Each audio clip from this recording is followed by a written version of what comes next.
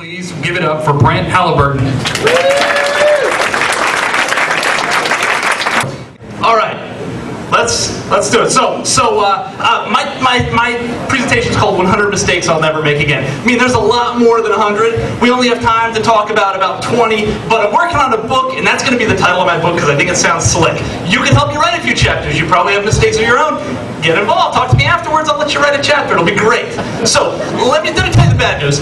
You probably already made some of these mistakes, or maybe you've heard about them from friends. I hope mostly you've heard about them. If I could just teach a couple of people here a couple of mistakes that you shouldn't do, that'd be pretty good, right? We'd be, igniting the audience and helping you, start businesses better. So first piece of advice: you should back up your hard drive more frequently. I didn't, and 2 days ago I suffered a massive hard disk failure and had to spend all day yesterday completely rebuilding this presentation. So it's a little choppy, and you can tell I got a lot of energy out of it, right? I'm pretty stoked. Okay, so there's tons and tons of things to do out in the world. You're probably not doing all the things that you're thinking you should be doing. You should get out and do those. Go to Paris, ride the hot air balloon. I mean, think about the things.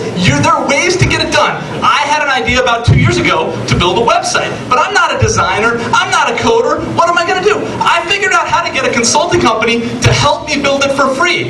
Give them some equity. Right now, your pie is infinitely small. You can get involved. You can convince people to do things with you. The community is out there waiting to support you. You should get out there and do that. I recommend you do a startup. I think doing a startup is one of the most fulfilling things you can do in your life. And if it works out, great. If it doesn't work out, I've never met somebody that started their own company that regretted that experience in retrospect. Remember, lots and lots of startups died before you did.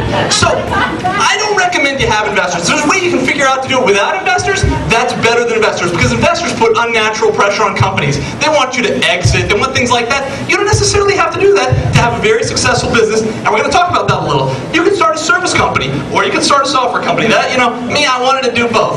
But service companies are easy to start, right? You bootstrap them up, you hire a guy, you get him busy, all that stuff. Software companies, typically you do need investments, or you got to be really tricky. If you can be tricky, that's really good, because software companies get better valuations. Now, if you're thinking, I'm going to start a service company and transition to a software company, that's really hard, because clients want your best people. If your best people are working on the product, then the clients say, wow, your consultants are not so good. And all of a sudden you feel like you don't have a great business, probably because you don't. It's extremely hard to make that transition. I don't recommend you try.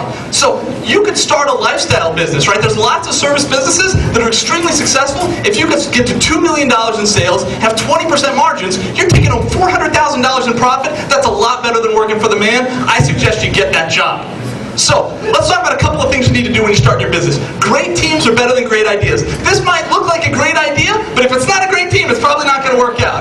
In the same vein, startups are a lot like this. If you've got a bad idea, but a great team, you can figure out a way to make it work. That's what I recommend you do.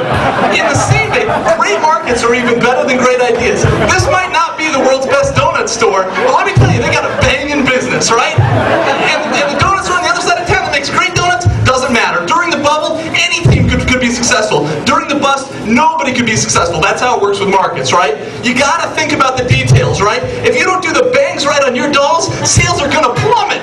And you gotta think about that stuff. It is the little stuff. You gotta sweat the details to be successful. It's not about having a great strategy. It's not about having a great team. So let's talk about the practical aspects of running your business. We're entering a recession. You might have to lay people off. I suggest you lay them off sooner, because if you wait until the end, you got no cash left, then what are you going to do? You're going to have to lay off everybody. It's much more painful. Business will not bounce back. Don't plan on things turning around 3 months, and you're just going to keep this guy around. Also, I recommend you fire people. If people aren't good, you should fire them, because everybody else in your company knows it. I mean, when I have to fire somebody, I get nauseous. I get really sick. It's a physically violent experience for me, but I've never regretted it. You won't either. Never thought, God, I wish that guy was still here. So, I think, now let's talk about building your sales force. I think you need to hire 2 salespeople, right? It's twice as expensive, but it's a 10 times better idea, because 50% of your salespeople aren't going to work out, and you don't want your first hire to be the guy that didn't.